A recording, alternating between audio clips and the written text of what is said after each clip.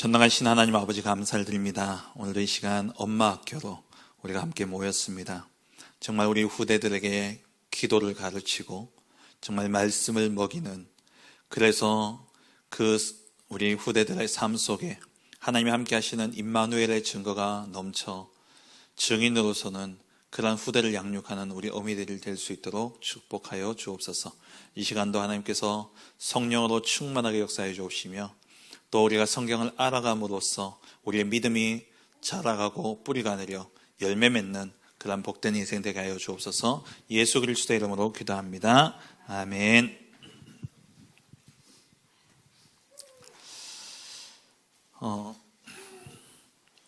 오늘 마태복음 살펴볼 텐데요. 지난주에 우리 사복음서에 대한 개관을 우리가 함께 살펴봤죠.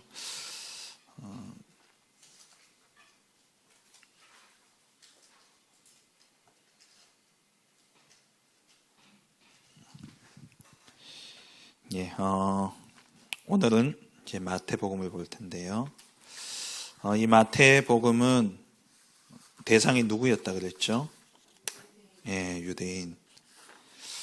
유대인들을 대상으로 쓴 책입니다. 오늘 1장부터 10장까지 한번 달려보겠습니다. 9장까지 읽으라 그랬죠.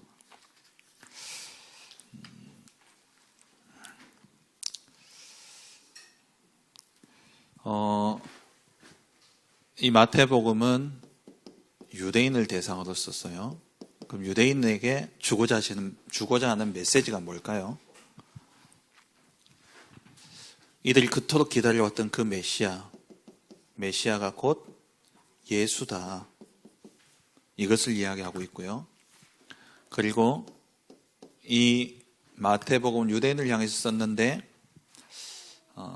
좀 이따 하나씩 살펴보겠습니다만은 이 마태복음의 전체적인 방향은 어디를 향하냐면은 하나님의 복음은 이방인을 향하고 있다라는 것을 말씀하고 있어요.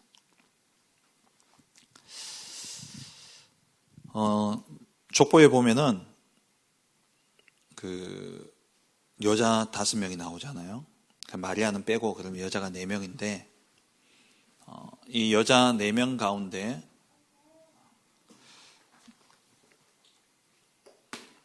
밧세바를 빼고는 다 이방인 여자입니다.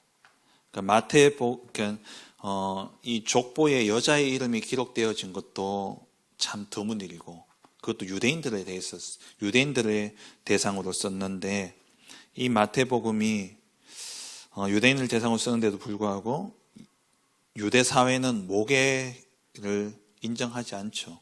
아버지가 중요한 거예요. 그런데 그럼에도 불구하고 여자를 기록했고, 그 여자들 가운데 정상적인 여자가 사실 잘 없어요.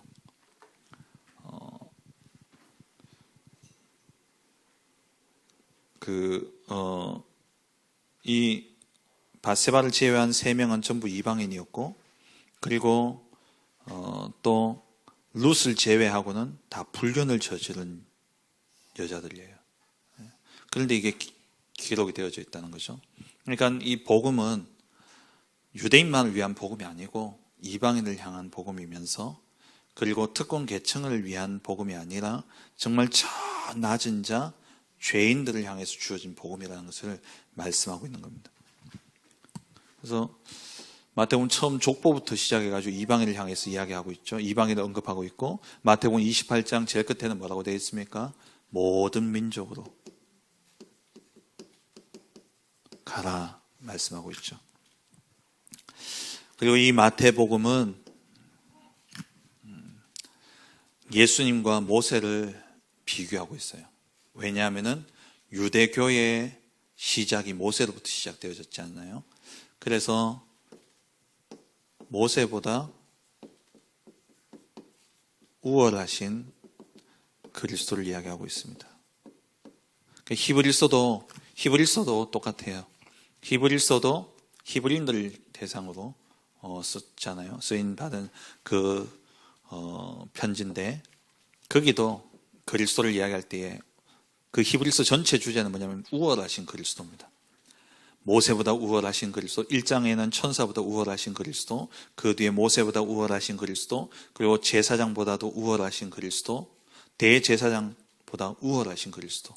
그러니까 모든 것 위에 뛰어난 이름 예수 그리스도를 이야기하고 있죠. 그래서 이 마태복음도 보면은 여러분 나눠드린 이 용지 보시면은 저만 갈라서 미안합니다. 유튜브에 보시면은 마태복음 강의라고 치면은 이게 두란노에서 아마 만든 자료인 것 같은데 그 성경 각 권에 대해서 이렇게 쭉 설명해 놓은 영상이 있습니다. 거기 가운데 마태복음을 두 개로 나눠 가지고 상하 해가지고 1, 2 해가지고 그 강의가 한 7분짜리 두 개가 나와요. 한 8분, 7, 8분 정도 되는. 그거 한번 들어보시면은 마태복음 전체에 대한 내용이 이렇게 좀 잡힐 겁니다. 이게 이제 그 공동체 성경 읽기라고 그런 앱이 있고 그런 또 그게 있어요. 거기에서 나온 자료인데 여기 보면 이제 제일 왼쪽에 보면 새로운 모세라고 나와 있죠. 거기 밑에 보시면 모세와 예수님을 비교했어요. 그러니까 이게 마태가 이렇게 참 이렇게 정교하게 기록을 한 거예요.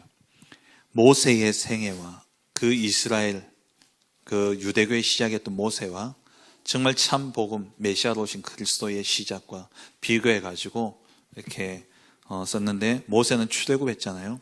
예수님도 애굽에서 나왔잖아요. 예수님도 그 이전에 바로 왕이 유아 학살을 했던 것처럼 예수님도 똑같이 그런 일이 일어났고 예수님이 애굽으로 피신했다가 예수님이 이제 그 헤롯 왕이 죽었다는 이야기를 듣고 애굽에서 나오시죠. 그럼 이스라엘 백성도 애굽에서 나오죠. 나와서 홍해를 건너잖아요. 예수님은 요단강에서 이제 세를 받고 그리고 광야에서 40년을 지납니다. 예수님이 광야로 가셔서 40일 동안 금식하시고 40일 동안 금식하신 후에 마귀에게 시험을 당하시죠. 그리고 와서 어디 시내산에서 모세는 율법을 받고 선포했다면 예수님은 산상수훈 어느 산인지는 모르지만 그 산에서 이제 율법을 선포한 거예요. 그러면서 지나오면서 이제 그 먹이 만나와 메추라기 사건, 그게 예수님의 오병이어 사건, 그게 예수님 제자를 먹이시는 거, 무리들을 먹이시는 거 이러면서 쭉 비교해서 오는 겁니다. 그러면서 그 모세에 주어진 그 율법이 다 그리스도를 통해서 구약을 통해서 완성되어졌다는 것을 보여줘요. 마태복음 또 하나의 키는 뭐냐면 구약의 성취입니다. 구약의 말씀이 그대로 성취되어졌다는 것을 우리에게 보여주고 있는 것이고요. 그래서 마태복음만큼 구약의 성경을 많이 인용한 복음서는 없습니다. 그래서 마태복음 군데군데마다 선지자 누구로부터 하신 말씀을 이루려 합니다. 이 말씀을 이루려 합니다. 그 말씀이 계속 되어져요. 어떻게 이렇게 다 찾아냈는지. 완전히 마태는 구약을 편집한 거예요. 그리스도 중심으로 이 구약을 완전 편집해가지고 그리스도의 일생에 맞는 성경 구절을 다 집어넣은 겁니다. 마태가 했는지 아니면 또 신학자들 이야기하는 Q 자료, 지난주에 이야기했잖아요. Q 자료 안에 있는 걸 참고해서 그랬는지 모르지만은 하여튼 이 모든 편집이 뭐냐면 그리스도, 예수님이 그리스도께서 모든 것을 다 이루었다라는 이것을 이야기하고 있는 것이죠. 그리고 이 마태복음의 주제는 이전에는 이 복음이 이스라엘 공동체를 향한 복음이었다면 이제는 진짜 예수 그리스도를 믿는 만민, 그러니까 성도들의 믿음 공동체, 신앙 공동체, 성도들의 신앙 공동체를 향해서 복음이 바뀌어집니다. 대상이. 이걸 뭐라고 이야기합니까? 교회예요. 그래서 마태복음에만 교회라는 단어가 나옵니다. 교회라는 단어가 지난주에 말씀드렸죠. 그 이스라엘 민족들을 대상으로 주어진 게 구약의 역사라면은 이제 그 역사는 이방인을 향해서 모든 민족으로 가기 위해서 하나님 이제는 그 공동체를 이스라엘 민족이 아닌 신앙 공동체, 교회를 중심으로 하나님이 이제 이끌고 가고 계시는 거예요. 그리고 이 마태복음의 처음과 끝은 뭘 향하고 있냐? 이방인을 향하고 있고, 그 마태복음은 무엇으로 딱 쌓여져 있냐면은 임마누엘로 쌓여져 있습니다. 마태복음 1장 23절에 처녀가 잉태하여 아들을 낳으리니 그 이름을 임마누엘을 하리라. 이를 번역한즉 하나님이 우리와 함께 계시다 합니다. 이 말씀이 그대로 성취되어져서 마태복음 28장 20절에 끝 말씀이 뭐예요? 세상 끝날까지 내가 너희와 항상 함께 있으리라. 이게 마태복음의 전체적인 주제입니다. 또 하나를 치면 이제 예수님이 왕으로 오신 그리스도를 이야기하고 있죠. 마태복음 왕으로 오신 그리스도, 마가복음 종으로 오신 그리스도, 누가복음은요 인자로서 오신 그리스도, 그리고 요한복음은 하나님으로 오신 그리스도. 그래서 마태복음에 왕으로 오셨기 때문에 뭐가 필요합니까? 족보가 있어야 되고, 누가복음에 사람의 아들로 왔기 때문에 족보가 있어야 되고, 종은 족보가 없어요. 쌍놈이 족보가 어디 있습니까? 그 족보도 없는 놈이 이러잖아요. 그 종을 그래서 마가복음 족보가 없어요. 하나님은 족보가 있습니까? 하나님 기원이 없는 분인데. 그래서 요한복음에는 족보가 없다 말씀드렸죠. 이런 것을 알면서 이렇게 읽으면, 성경을 읽으면 재미있습니다.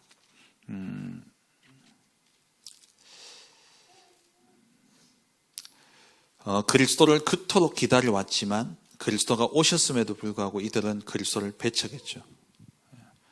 배척함으로써, 그러나 하나님의 뜻은 이 유대인이 아닌 모든 열방으로 이 복음이 전달되어지는 겁니다. 그래서 처음과 시작 모두 다 이방인을 향해서 있죠. 그 마태복음 1장부터 한번 보겠습니다. 족보가 나오죠.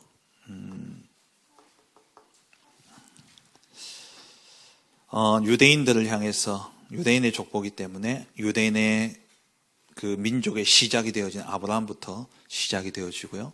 그 유대 역사의 또 왕의 시작은 누굽니까? 다윗 왕. 그리고 참 그리스도의 복음의 시작 예수님. 그렇게 해서 이게 14대씩 세 묶음이죠. 근데 세 묶음이지만 사실은 이제 세 가지로 볼 수 있습니다. 아브라함과 다윗과 그리고 그리스도. 아까 말씀드렸다시피 5명의 여자가 나오죠. 유다의 며느리였던 다말, 이 다말이 시아버지를 속여서 관계함으로 아들을 낳게 되어지죠. 그리고 라합, 가나안 땅의 기생이었던 라합, 이 라합이 그 때의 정탐꾼 2명 중에 1명으로 보고 있습니다. 그의 살몬이죠. 살몬과 결혼해서 보아스를 낳게 되어지고, 이 보아스가 이방 여인, 모압 여인인 룻과 결혼하게 되어지고, 그래서 오벳을 낳게 되어지죠. 이 오벳의 아들이 이세고, 이세의 아들이 다윗이죠. 이 다윗은 또 밧세바를 취합니다. 우리아의 아내였던 밧세바를 취하죠. 부정한 관계였죠. 그래서 하나님이 그 첫째 아들을 데려가시고 두 번째 주신 아들, 하나님의 사랑을 입은 자라 그래요. 남의 부인을 취해가지고 그렇게 자기 아내로 삼았는데 그 죄 때문에 하나님이 첫째 아들을 데려가시고, 그러면서 그런 가운데서 솔로몬은요 다윗은 철저하게 회개하고 하나님께 돌이키잖아요. 그러니까 우리가 하나님 앞에 진심으로 돌이키면 하나님이 새 은혜를 주시는 겁니다. 그러면서 하나님이 뭐라고 바꾸냐니까, 네가 다음 태어날 아들은 내게 사랑을 입은 자다. 그 여디디아라 그래요. 그 솔로몬의 태명이 뭐냐, 여디디아예요. 이 솔로몬이 태어나게 되어지죠. 그리고 마리아를 통해서 요셉이 태어납니다. 14대씩 묶여서 되어지고요. 근데 이 가운데 보면은 그 아들을 전부 다 그리스도의 계통, 그리스도의 혈통으로만 이어지도록 그렇게 언급되어지죠. 모든 아들을 기록하지 않습니다. 하나님의 관심은 항상 어디를 언약 중심으로 이어지는 것이죠. 그리고 이어서 나타나는 것이 18절부터 보면은, 첫째는 이제 족보였고요. 1장에 수태고지하는 내용이 나오죠. 그러니까 아이가 생겼다라는 것을 알려주는, 그걸 이제 한자로 수태고지라 그러는데, 누가복음에는 이 수태고지를 누구에게 합니까? 마리아에게 해요. 근데 마태복음은 요셉에게 나타나요. 그 차이가 있습니다.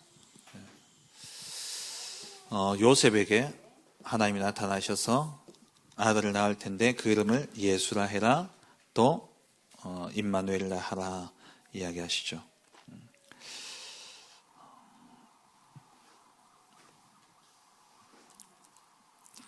여기에 이제 동정녀 탄생 나옵니다. 18절에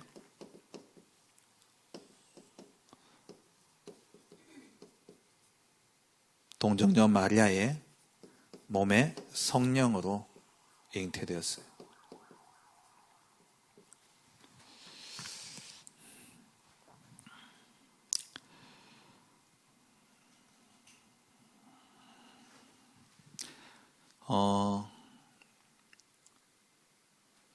그 천사가 이제 주의 사자가 나타나서 요셉에게 현몽해서 그에게 잉태된 자는 성령으로 된 것이다. 그러니까 창세기 3장 15절의 성취라는 말이죠. 그러면서 이 모든 일이 된 것은 주께서 선지자로 하신 말씀을 이루려 하심이니, 보라 처녀가 잉태, 이사야 7장 14절에 성취임을 말씀하고 있죠. 2장으로 넘어가서요. 2장은 예수님의 탄생과 유년기에 대한 내용입니다. 동방박사가 나오죠. 이 에피소드는 마태복음에만 있습니다. 다른 성경에는 나오지 않아요. 동방박사, 유대인들 가운데서 예수님을, 그 메시아가 오셨음을 전혀 인지하지 못하고 있던 그때 이방인이 먼저 깨달은 거예요. 그러니까 이방인을 향한 하나님의 복음의 역사를 이야기하고 있는 것이죠. 아라비아 사람이죠. 동방 아라비아 사람, 이들이 이제 예물을 가지고 와서 황금과 유향과 모략을 예수님께 드리게 되어집니다. 이 사건을 통해서 이제 마태는 모세가 태어났을 때에 일어났던 그런 박해, 유아 학살, 그 사건을 똑같이 이제 이야기를 하고 있죠. 그래서 이 모든 것을 기록하는 이유가 뭐냐니까, 없는 에피소드도 찾아내가지고 다 이렇게 기록한 게 뭐냐니까, 아까 이야기 드린 것처럼 말씀의 성취라는 거예요. 그대로. 그래서 예수님이 이제 애굽으로 내려간 것도 2장 15절에 보면은 주께서 선지자를 통하여 말씀하신 바 애굽으로부터 내 아들을 불렀다 함을 이루려 함이라. 그리고 이 사건 때문에 많은 유아들이 죽임을 당하게 되어지는데, 이것 또한 예레미야 선지자가 하신 말씀을 이루려 함이죠. 우리가 생각할 때는 참 어떻게 이렇게 되어질 수 있냐 하지만, 하나님의 뜻이 이루어짐에 있어서는 이러한 일들도 일어날 수 있는 겁니다. 그리고 애굽 땅에 내려갔다가 다시 올라오죠. 베들레헴에 태어난 것도 말씀 성취요. 애굽에 내려간 것도 말씀 성취요. 그리고 애굽에서 올라와서 베들레헴에 살지 않고 나사렛에서 또 생활하신 것도, 그것도 다 말씀의 성취입니다. 그대로 말씀이 성취되어진 사건이죠.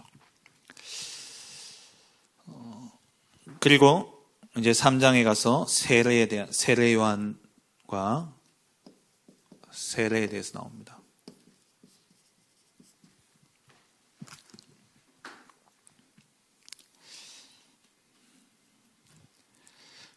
그때에라고 이야기하죠. 3장 1절에. 그러니까 이게 예수님이 나사렛에 와서 이제 생활을 한 소년기를 이제 보내시는데, 유소년기를 보내시는데, 그 시간이 적어도 한 20여 년 이상 차이가 나잖아요. 20에서 30여 년 차이가 날 텐데, 근데 갑자기 3장 1절에 그때에라고 나와요. 이 그때는 여러 날 후라는 뜻도 되겠지만은, 이 하나님의 정확한 시간표가 되었다는 거예요. 카이로스라는 거죠. 하나님의 시간표에. 이제 예수님이 그렇게 조용히 목수의 아들로 그렇게 평범한 아이로 자랐지만 이제 그때에 하나님이 정하신 시간표가 되어서 이제 본격적으로 이제 예수님의 공생애가 시작되어질 그때에 세례 요한이 어디에 있었냐? 유대 광야에서 복음을 전했습니다. 이 유대 광야는 이스라엘 백성들이 걸었던 광야하고는 다른 광야예요. 이 유대 광야는 여기 지도를 보시면은 맨 밑에 유대에 있죠. 예루살렘이 있고 유대가 있죠. 예루살렘 바로 위쪽에 예수님이 엎드려 있는 죄 없는 자가 돌로 치라 하는 이쪽 지역이 이 유대 광야입니다. 그 광야라 해서 진짜 아무것도 없는 사막 그런 것보다도 이제 척박하고 그게 사람들이 별로 살지 않는 그러한 곳을 의미해요. 여기가 이제 유대 광야예요. 이 유대 광야에서 세례 요한이 이제 복음을 선포하면서 주의 길을 예배하게 되어지죠. 마태복음 1장의 족보는 예수 그리스도의 초림을 준비하는 족보라면은 저와 여러분들의 영적인 족보는요, 예수 그리스도의 재림을 준비하는 족보예요.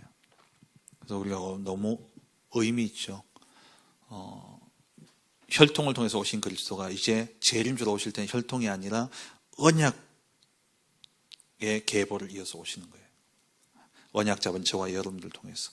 그래서 우리가 렘넌트 운동을 해야 되고 우리가 이 언약을 전달해야 돼요. 그 언약이 전달되어져서 이 복음이 전파되어지게 될 때에 예수님 재림주로 이 땅에 오시게 되어지는 것이죠. 이 길을 예배한 그 자로 이제 세례 요한이 나오고 있고요. 그러면서 예수님이 세례를 받으십니다. 이 부분이 중요한데 그 전에 이 세례 요한이 세례를 베풀잖아요. 이때 많은 무리들이 세례 요한을 따랐습니다.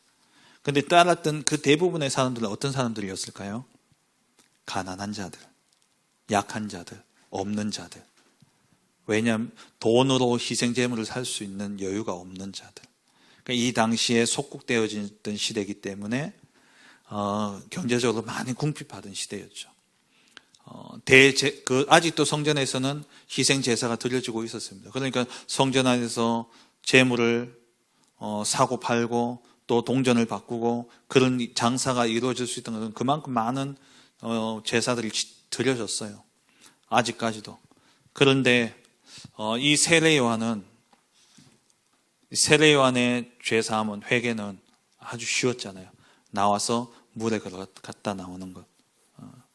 그래서 이 세례 요한의 세례는 제사함의 회개였고 희생 제사를 대체하는 그러한 제사였고, 그래서 많은 가난한 사람들이 와서 제사 대신 세례를 받음으로 자기의 죄 사함을 받는 그런 의미였어요. 그래서 이 속죄의 방법이, 이 속죄에 있어서 어떻게 보면 특정 계층과 특정 사람들에게만 주어졌던 이것이 보편화되어지는 그러한 기회가 되어졌던 것이 세례 요한의 세례였습니다. 그 세례를 예수님 받으러 오신 거예요. 예수님이 세례를 받으셨는데 이 세례는 어떤 의미가 있냐면은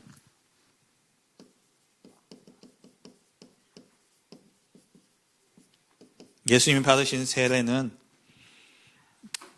죄 없으신 주님이 죄인과 동일시되는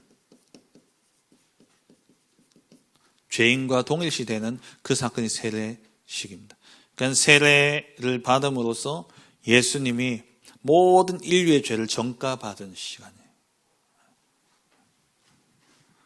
예수님이 죄를 지고 십자가에 지셔야 되기 때문에 이 시간이 뒤에서 이야기하겠지만 메시아의 대관식이면서 동시에 죄인과 동일시되어지는 시간입니다.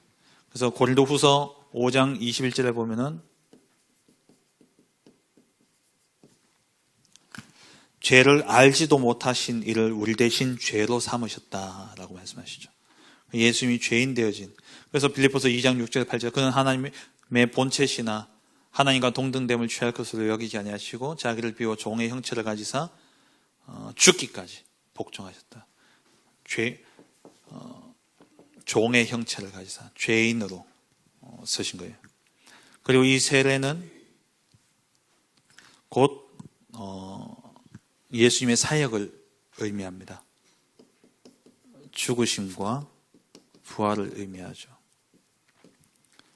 물속에 들어갈 때는 죄인으로서 들어가서 물속에서 나는 죽었어요. 죄인인 나는 죽고 물 밖에 나올 때는 그리스도의 의로, 하나님의 의로 다시 살아난 자가 되어지는, 그걸 담고 있는 것이, 그래서 예수님의 죽으심과 부활을 상징하는 것이 바로 이 세례입니다. 그리고 이 세례를 통해서 예수님은 성령의 기름 부음을 받으시죠. 그래서 오늘 4장에 보시면은, 3장에 보시면 하늘이 16절에, 3장 16절에 하늘이 열리고 하나님의 성령이 비둘기 같이 내려 자기 위에 임하심을 보시더니 성령이 임하셨어요. 그러니까 메시아로서의 대관식이에요.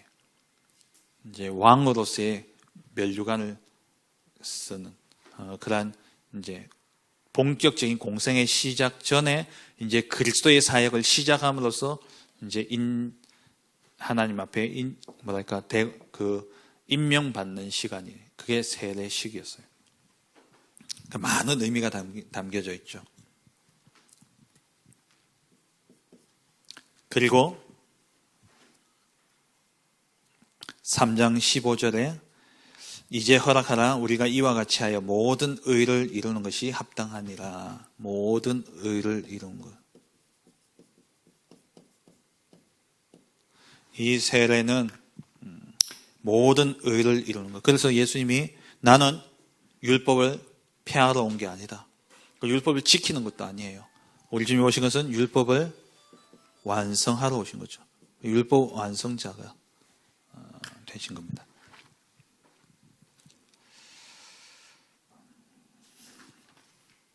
그리고 17절에 이는 내 사랑하는 아들요 내 기뻐하는 자라.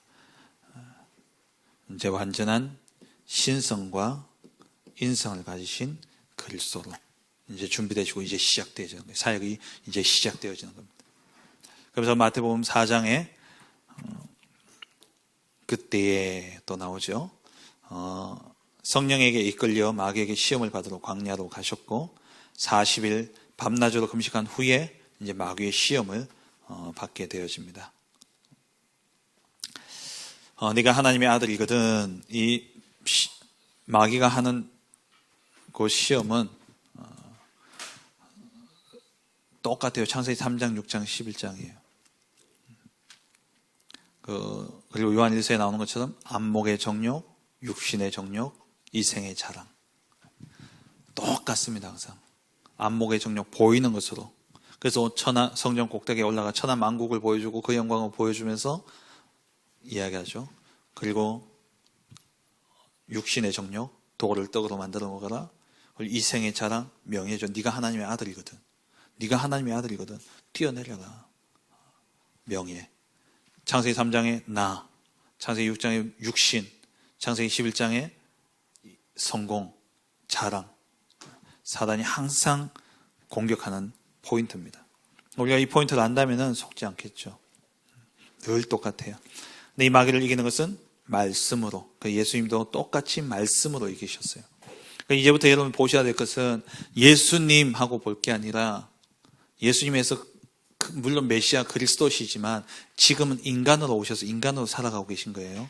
그러면 예수님이 어떻게 문제를 해결했고 예수님이 그 상황을 어떻게 해결했는지 우리가 그걸 보면서 우리도 똑같이 그렇게 나가야 되는 거예요. 예수님이 사역을 시작하실 때 제일 먼저 성령의 기름 부음 받고 시작했어요. 그래서 예수님이 제자들에게 예루살렘 떠나지 말고 아버지의 약속하신 것을 기다리라 그랬어요. 그래서 우리의 이정표는 뭡니까? 사도행전 13장 1절 4절, 16장 6절 10절, 19장 1절에서 7절. 이 세 개가 뭐냐면 1차 전도여행, 2차 전도여행, 3차 전도여행의 시작이에요. 그 시작에 뭐였냐? 성령의 인도를 받아요. 모든 것을 시작할 때 성령의 인도를 받아야 돼요. 그게 우리가 예수님이 그러했기 때문에 예수님이 공생애를 시작하시면서 성령의 임재를 체험하고 성령의 인도 따라 사역을 시작하셨어요. 예수님이 걸어가신 그 걸음, 예수님이 행하신 그 모든 것들을 보면서 내 상황 속에, 같은 상황 속에 같은 문제를 당했을 때 우리가 예수님 했는 그대로 가면 돼요. 마귀가 우리를 시험할 때는요, 마귀의 시험도 똑같아요. 그 시험을 이기는 방법은 말씀이에요. 그래서 우리 안에 말씀이 있어요. 그래서 예수님이 너희가 내 안에, 내 말이 너희 안에 있어야 된다 말씀하셨죠. 그래서 마귀의 시험을 이기시고, 마귀가 떠나가니까 하나님의 나라가 임하죠. 천사들이 나와 11절에 예수를 떠나고, 마귀는 예수를 떠나고 천사들이 나와 수종드니라. 하나님의 나라가 임하게 되어집니다. 그리고 이제 예수님이 본격적으로 천국 복음을 선포하시죠. 4장 17절에 회개하라 천국이 가까웠느니라. 가장 먼저 선포한 메시지가, 세상을 향해서 선포한 메시지가 세례 요한과 똑같이 회개하라 천국이 가까웠느니라. 이 말은 뭡니까? 예수님이 왜 오신 겁니까? 하나님 나라를 이루기 위해서. 이 땅의 모든 죄와 사단의 권세를 멸하고 하나님의 나라를 이루기 위해서 예수님이 오신 거예요. 오셔서 이제 제자들을 부르시죠. 예수님의 12제자 가운데 4명을 부르는 것을 봅니다. 어부들이에요. 두 형제입니다. 베드로와 안드레, 그리고 세베대의 아들, 두 아들이었던 야고보와 요한, 이렇게 4명의 제자를 부르게 되어지죠.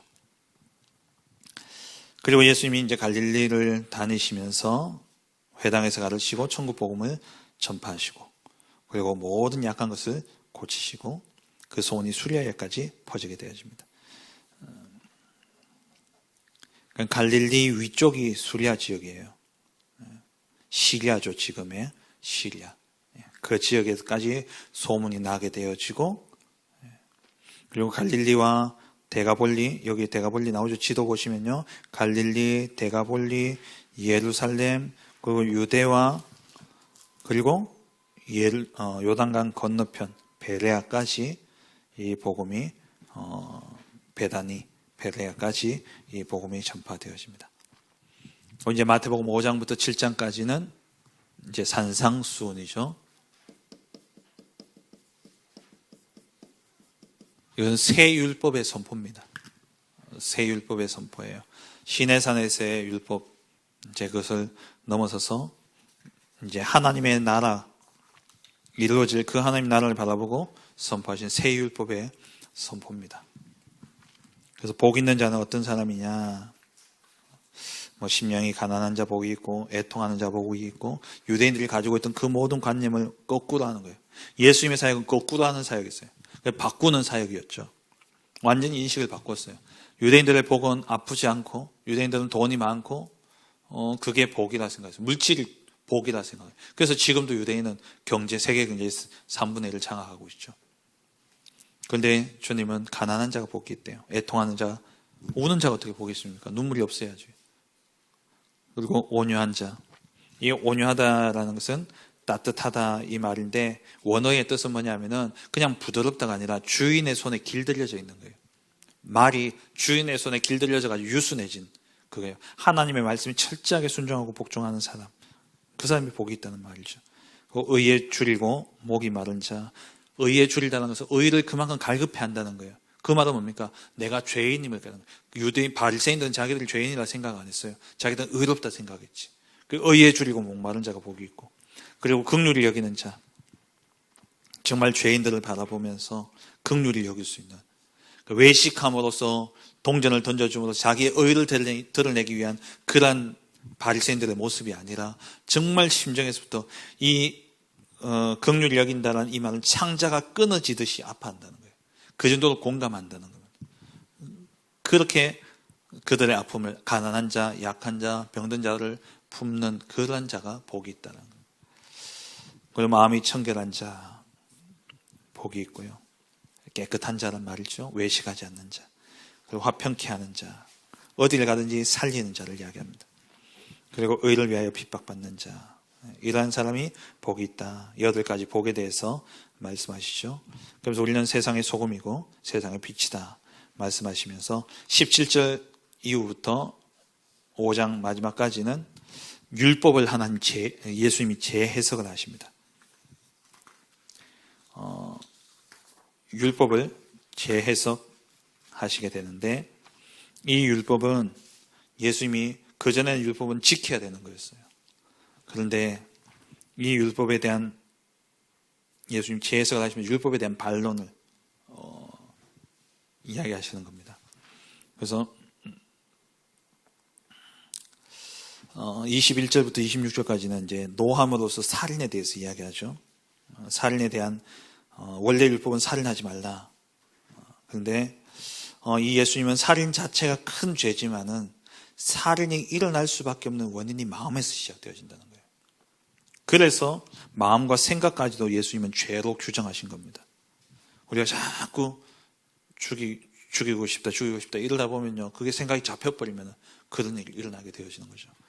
우발적인 살인이 아니라 간음도 마찬가지죠. 간음이 일어날 수밖에 없는 그 시작이 마음으로부터 시작되어져요. 그래서 마음에 죄를 짓지 말라는 거예요. 이 율법은 뭐냐? 드러난 죄의 그 드러난 결과를 가지고 죄를 심판하는데, 예수님은 그 시작부터, 그것이 일어날 수밖에 없는 그 시작부터 완전히 끊어내라는 겁니다. 그래서 마음에서부터 이야기를 하죠. 그리고 이혼에 대해서 이야기할 때에 결국 이 이혼도 뭐 정당한 이유가 있어서 이혼을 하는 거면 괜찮은데, 정욕에 의해 가지고 자신의 음욕을 채우기 위해서 그렇게 한다면 그건 잘못된 것이다. 그렇게 이야기하고 있죠. 그리고 맹세에 대한 부분입니다. 맹세는 왜 필요하냐면 서로 간에 불신에서 오는 문제죠. 서로 간에 불신하니까 야, 약속 새끼 손가락 걸어 이러는 거예요. 믿으면 그런 일이 일어나지 않습니다. 서로에 대한 불신. 그래서 오게 되어지는 것이 맹세죠. 그래서 예수님은 맹세하지 말라 그래요. 우기고 맹세하지 말라는 겁니다. 그리고 복수, 보복에 대한 내용이 38절에서 42절에 나오죠. 악한 자를 대적하지 말라. 보복에 대한 건데, 이겨서 이기는 것이 아니라 우리가 질 수 있는 힘을 가진 자가 진정한 승리자가 되어지는 것이죠. 그리고 마지막 사랑에 대한 반론입니다. 유대인들에게 있어서 이웃이란 단어는 같은 유대인들이거나 개종한 유대인들을 향하는 거예요. 이웃이라는 게. 그런데 이 이웃을 예수님 이제 이것을 설명할 때에 이 당시 이제 원수도 사랑하라 라고 이야기를 하시죠. 모든 하나님의 사랑은 열방과 모든 민족. 그러니까 이들이 생각하는 그 사마리아인들이라든지 이방인들까지도 다 사랑하라라는 말씀입니다. 이 6가지 계명이 나오는데, 이 계명들은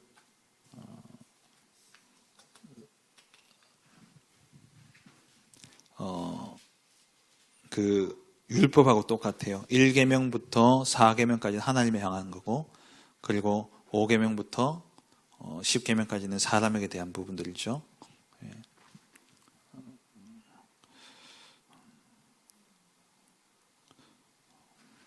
그래서 그건 제가 착각을 했습니다. 다시 넘어가고요. 이 율법을 예수님은 지키라고, 그게 아니라 예수 그리스도를 통해서 완성되어짐을, 결국 우리의 마음과 생각을 빌립보서 4장 6절 7절에 그리스도께서 지키시죠. 우리의 마음과 생각을 지키시는 그리스도. 그래서 우리가 아무리 죄를 짓지 않으려고 해도 죄를 안 지을 수 없는 겁니다. 그래서 율법의 완성은 율법을 다 지켜 행함으로써 죄의 결과가 드러나지 않게 하는 것이 아니라, 그러니까 율법은 지금까지 뭐냐면 죄의 결과로서 드러난 걸 가지고 율법을 지켰다 안 지켰다라고 이야기한 거잖아요. 그러니까 내가 마음에 아무리 상대방에 대한 음욕을 품고 있어도 내가 그러한 음행하는 짓을 안 했으면은 깨끗한 거예요. 그런데 그 결과와 상관없이 이것은 진짜 복음은 뭐냐면 우리가 그 율법을 지킬 수 있는 상태로 만들어주는 거예요. 누구를 통해서요? 그리스도를 통해서. 그래서 모든 지각에 뛰어나신 하나님의 평강이 그리스도 안에서 너희 마음과 생각을 지키시리라. 그러면서 우리가 율법이 완성되어지는 겁니다. 지켜서 완성되어지는 것이 아니라 그리스도께 완전히 내가 진짜 나는 죽고 내 안에 계신 그리스도께서 산다면 내 마음과 생각을 하나님이 지키시고 그리스도가 지키시기 때문에 율법은 지켜지게 되어 있는 거예요. 그런데 이걸 모르기 때문에 사람들이 사람 보고 시험 드는 거예요. 지난주에도 제가 어느 가정에 가서 이제 예배를 드리는데 말씀드릴 사람이 모태신앙이고 교회를 그만큼 다니고 30대 초반에 안수 집사까지 됐는데도 노년에 교회를 안 가셔요. 왜? 다 상처예요. 예수 믿는 사람들한테 사기당하고, 교인들한테 사기당하고, 또 교인들을 자기 제일 힘들 땐 돌아보지 않고, 자기를 제일 힘들 때 돌아보는 사람은 불교 신자들이었고, 얼마나 불교 신자들은 착합니까? 그런 거에 다 걸려 넘어지는 거예요. 다 아직도 구약에 매여 있는 거죠. 율법. 근데 진짜 복음이 들어가면, 그 가운데 정말 복음의 사람이라면, 복음이 들어간다면 복음 때문에라도 그렇게 못하는 겁니다. 정말 이번 주 강단 말씀, 복음의 가치를 알면은 삶은 따라오게 돼 있어요. 삶은 따라오게 돼 있다 이거예요. 아니, 제가 목사라는 걸 뻔히 아는데 가서 욕하고 싸우고, 저는 목사라는 가치를 알기 때문에 저는 잘 안 그래요. 뒤에 가서 뭐라 할지 모르지만 앞에서는 안 그럽니다. 복음 때문에. 제가 성도들하고 싸우겠습니까? 제가 성도를 욕하고 다니겠습니까? 속으로는 뭔 말하는지 모르겠지만 밖으로 드러나게는 안 그런다니까요. 왜요? 이 목사라는 직이 너무 중요하기 때문에.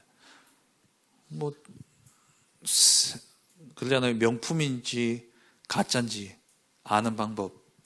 백을 하나 딱 샀는데 명품인지 아닌지 비 오면 안다 그러대요. 우산 없을 때 비 온다고 머리 위에 쓰고 가는 사람은 작아. 비 맞으면서도 옷 안에 집어넣고 이렇게 가는 사람은 명품. 가치를 알면 행동은 달라지는 겁니다. 진짜 복음의 가치를 안다면 삶은 따라오게 되는 거예요. 그래서 예수님 뒤에 이야기는 열매로 알리라. 열매로 알리라는 이 말은 그래서 너희가 열매를 잘 맺어야 된다 이 말이 아니에요. 진짜 복음을 제대로 알고 누린다면 맺혀지는 열매를 봐라. 저 사람이 진짜 복음인지 아닌지, 정말 복음인지 아닌지는 열매 보면 안다 이 말이에요. 6장에 가서 이제 엄밀한 가운데 이제 기도를 가르치시죠.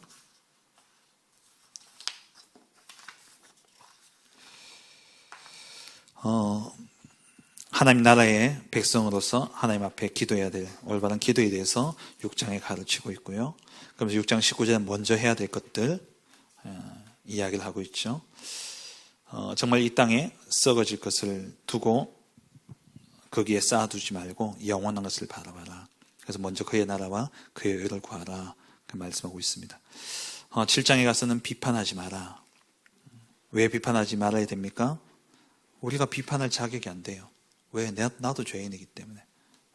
그래서 우리는 제가 예전에 이 마태복음 7장 마태복음 강해를 하다가 제가 이 지교다가 나오면서 마태복음 강해를 중간에 끊게 다 하지도 못하고 8장인가까지 하다가 이제 못하고 왔는데, 그때 7장 1절에서 6절 제가 그때 설교 제목이 뭐냐면 자격 없는 비판을 금하라. 우리는 자격이 없어요. 비판할 자격이 없다니까요. 뭐가 깨끗해서 우리가 비판을 할 수 있겠습니까? 우리는 절대 비판할 수 없는 그런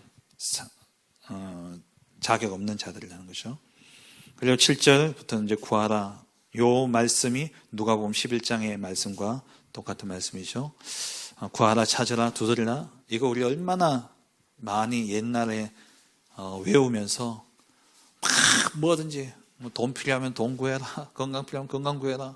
근데 아니잖아요, 읽어보면은. 그래서 성경을 보실 때 항상 앞뒤 문맥을 보셔야 돼요. 그 한 구절이 좋다고 그것만 딱 붙잡는 거, 물론 그래라도 잡으면 다행인데, 근데 그게 성경적으로 맞지 않아요. 앞뒤 문맥을 보셔야 돼요. 이건 뭘 이야기합니까? 성령을 주시겠다는 거예요. 우리에게 성령을 주시겠다는 거예요. 그러면서 7장에 열매로 알리라 나오죠. 아버지의 뜻대로 행하는 자가 천국에 들어갈 것이다. 그 말은 율법을 지켜 행하라는 말이 아니라 진짜 율법을 지킬 수밖에 없는 상태 속에 가야 돼요. 진짜 복음의 가치를 알고 누리면 율법을 지키게 되어지는 것이죠. 그래서 8장, 9장 이제 치유에 대한 내용들이 나옵니다. 그리고 10장에 가서 12제자를 이제 파송하는 내용이죠. 그래서 이 마태복음 전체는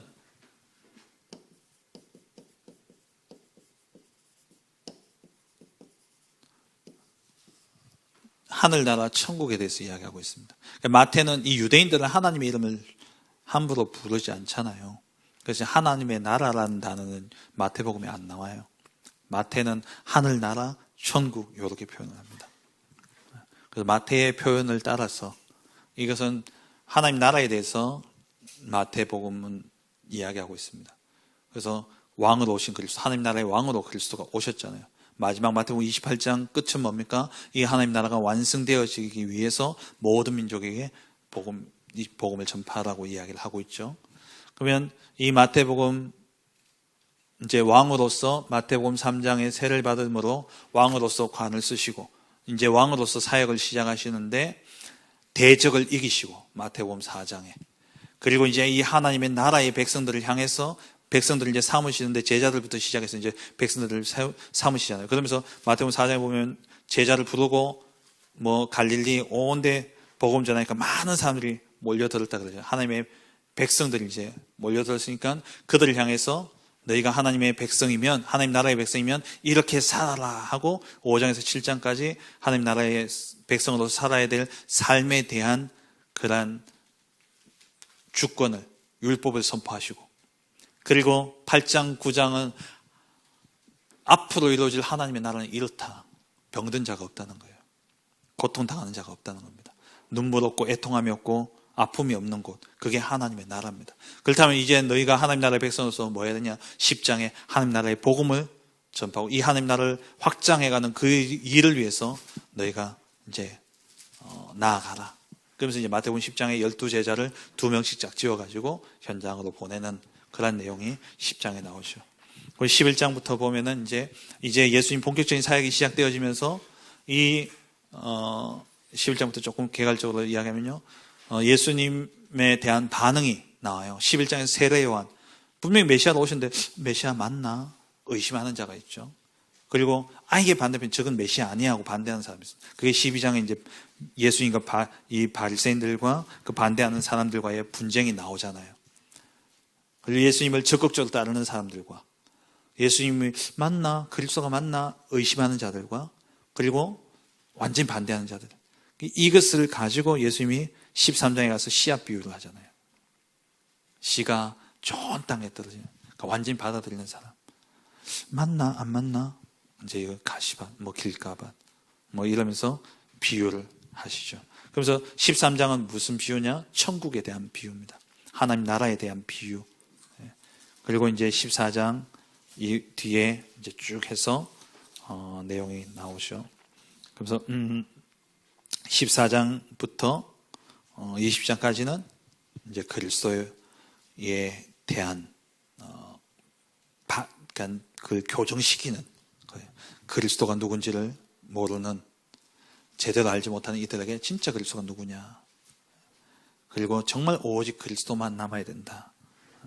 그래서 이제 18장, 19장, 20장 쭉 이렇게 나아갑니다. 다음 주까지는 사실 이건 뭐 설명할 게 별로 없어가지고 다 읽죠. 마태복음 28장까지. 28장까지 다 읽고 몇 주 남았죠? 다음 주하고 한 2주 남았으니까 그다음 마가복음하고 누가복음하고 그렇게 통으로 다 해서 끝낼게요. 석주 동안 추수감사절 전까지 해야 되니까 추수감사절까지 다 해야 되니까 예제를 제가 드릴게요. 예제를 이번 주 주일날 드릴 텐데 좀 양이 많습니다. 근데 그냥 한번 성경 읽고 쓰지 마시고 치지 마시고 그부터 한번 치세요. 그부터 그냥 알든 모르든 한번 쭉 보면서 문제를 한번 풀어가 보세요. 그리고 성경 읽으세요. 그럼 성경의 내용이 더 이렇게 읽혀져요. 성경 읽고 시험 치면 성경의 내용도 뭔지도 모르는데 시험지 보면 더 황당하거든요.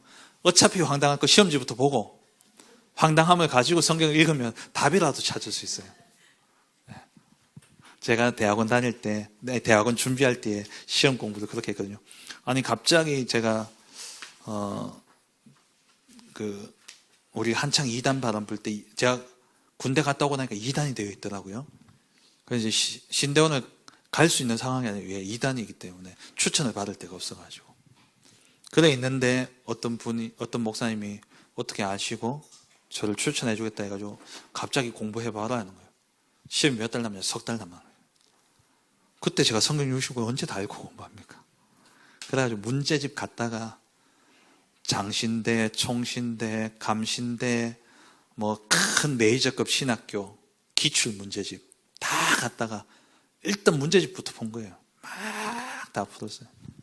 다 풀고 아는 거 동그라미, 이건가 저건가 모르는 거 세모, 아예 모르는 거 찍는 거는 별표 하든지 뭐 네모 이렇게 표시해가지고 일단 문제부터 푸는 거예요. 내가 안다라고 생각했는 게 맞는 거 확인하고 이건가 했을 때 이거였네?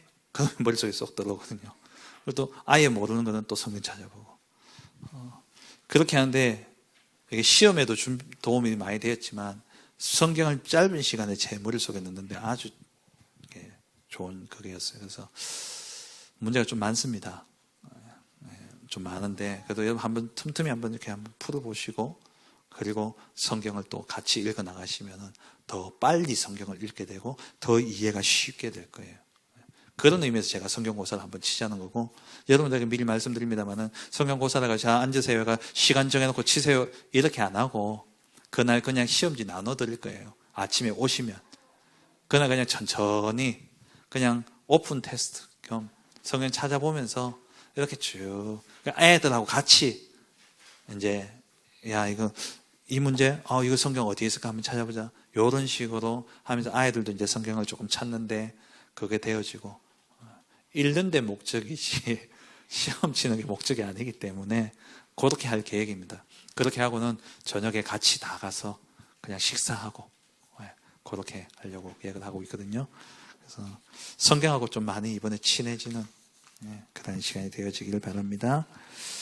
요거는 여러분 강의 한번 들어보세요. 제가 나중에 링크를 올려드리겠습니다. 하나님 감사드립니다.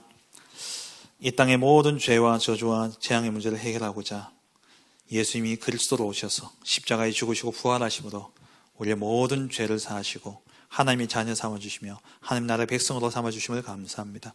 하나님 나라의 백성으로서 이제 앞으로 어떻게 살아야 되며 내가 무엇을 해야 될 것인가, 그래서 우리가 말씀을 통하여 하나님 말씀하셨사오니 정말 이 말씀을 읽는 중에 하나님의 나라의 백성으로서의 삶의 자세와 또 우리에게 주어진 그 축복과 또 우리에게 주어진 권세를 말씀을 통하여 깨달아 알고 사실적으로 누리는 가운데 정말 이 땅에 하나님 나라를 이루는 증인으로 설 수 있도록 축복하여 주옵소서. 감사드리며 예수 그리스도의 이름으로 기도합니다. 아멘.